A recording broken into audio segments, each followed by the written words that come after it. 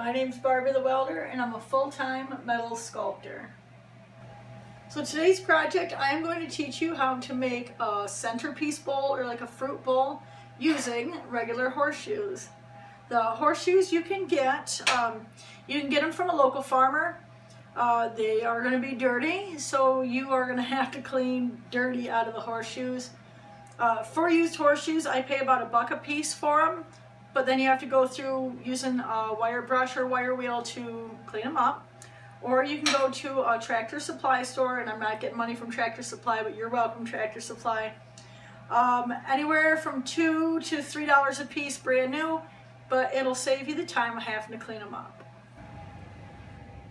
So the stuff that you're going to need for your project today is you're going to need 9 horseshoes. I've got my gloves, my glasses, and my ear pluggers because when you're chipping spatter off your project at the end, you want to protect your eyes and your hearing. I've got a pair of welpers. I'm using a MIG to weld this. You can use MIG, stick, or TIG to weld it. All 3 will work. And I've got a hammer and chisel for chipping that spatter. Obviously a welding helmet. It's a no-brainer.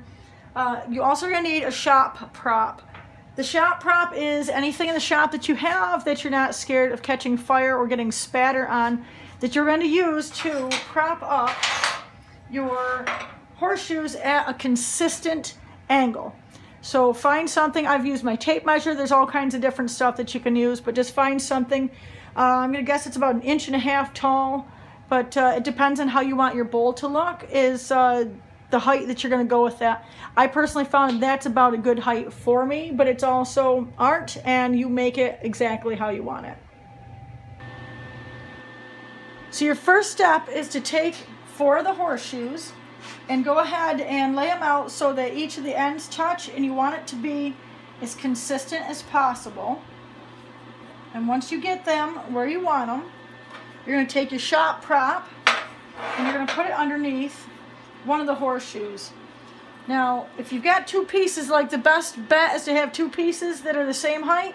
But if you don't have that, then we're going to take the one and we're going to hold the one up at a very close angle to the first one.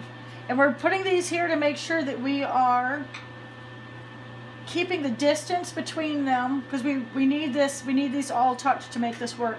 So just take your hand and hold it up here and just get it close. You know, it doesn't have to be exact. It is art, but you're going to get it close, and then we're going to take our welder and we're going to tack these 2 together right at the center here.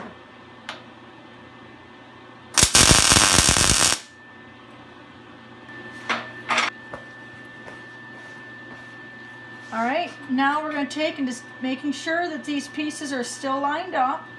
Hold this up at about the same angle. Same thing, we're going to tack right in here to tack this 3rd piece on.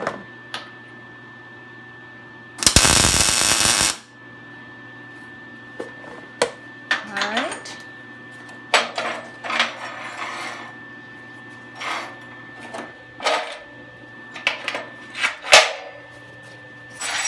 And now,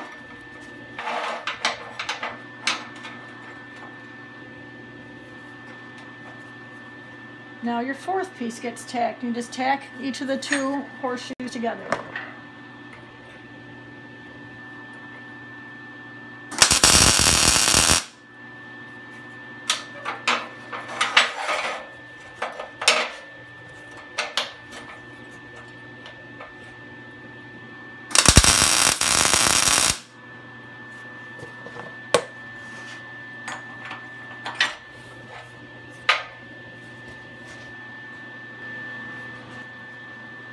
Now that you have all 4 pieces tacked together, we're going to take one of the horseshoes and we're going to put it underneath those 4 pieces. And what I personally do is I line it up, I keep it symmetrical. So I just want to try to center it so it's on there evenly. And I use the markings on the horseshoes to do that. So we got that there. Now each of the remaining 4 horseshoes are going to be centered on here. And the best way to do that is I put all 4 of them on. I get them centered, like these two meet in the center of each one. And again, you can use the lines on the horseshoes to help you with that.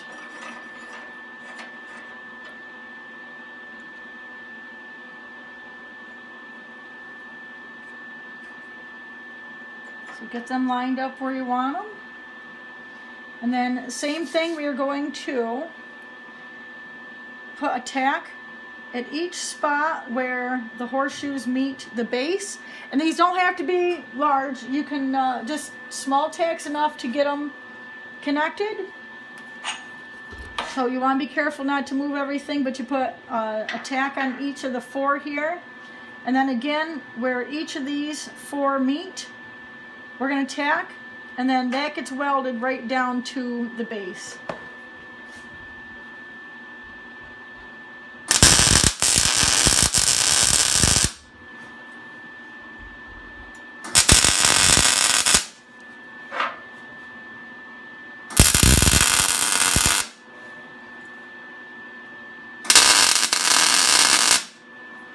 Alright, so the base is welded to the bottom 4, and I'm going to go back and I'm going to put a tack weld in between each of the horseshoes.